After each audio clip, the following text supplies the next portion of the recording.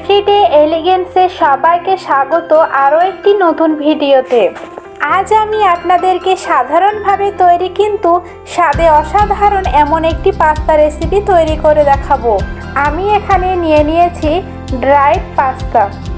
এখানে দুই ধরনের পাস্তা আছে, একটি হলো রোটিনি শেপড এবং অপরটি হলো পাইপ শেপড। আসলে পাস্তা একটি ইটালিয়ান খাবার। যাই হোক, চলুন এবার শুরু করি।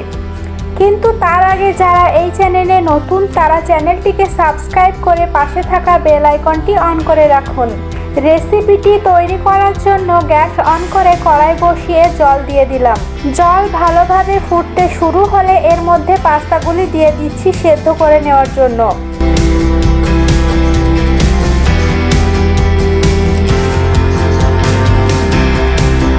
ভালোভাবে সিদ্ধ হয়ে গেলে জল ঝরানোর জন্য একটি ঝুড়ির মধ্যে এগুলি নিয়ে নিচ্ছি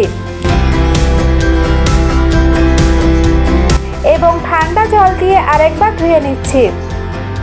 এবার ফ্রাইং প্যানে তেল দিয়ে দিচ্ছি। তেল ভালোভাবে গরম হলে কেটে রাখা পেঁয়াজগুলি দিয়ে দিচ্ছি।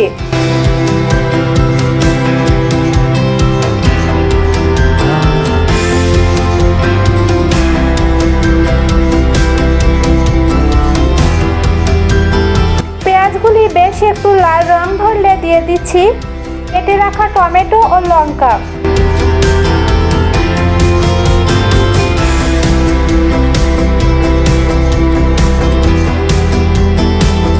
এবার আরও একটু এগুলোকে কষিয়ে নেওয়ার পর সিদ্ধ করে রাখা পাস্তাগুলি দিয়ে দিচ্ছি।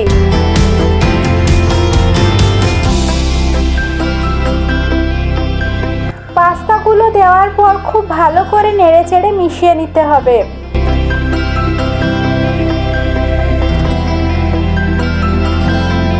এরপর 1 চা চামচ হলুদ ও স্বাদমতো লবণ দিয়ে দিচ্ছি।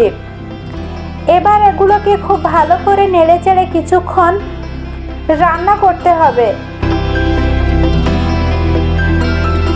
এবং সবশেষে আরও একটু টেস্টি করার জন্য ম্যাগি মশলা ছড়িয়ে দেব। এবার ভালোভাবে মিশিয়ে নেব, তাহলেই রেডি হয়ে যাবে গরম গরম পাস্তা।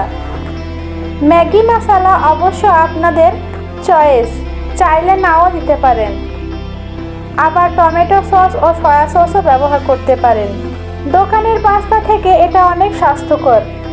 ভিডিওটা ভালো লাগলে অবশ্যই একটা লাইক দেবেন এবং ভিডিওটা কেমন লেগেছে সেটা কমেন্ট করে জানাতে ভুলবেন না। আজ এখানেই বিদায় নিচ্ছি। দেখা হচ্ছে নেক্সট ভিডিওতে।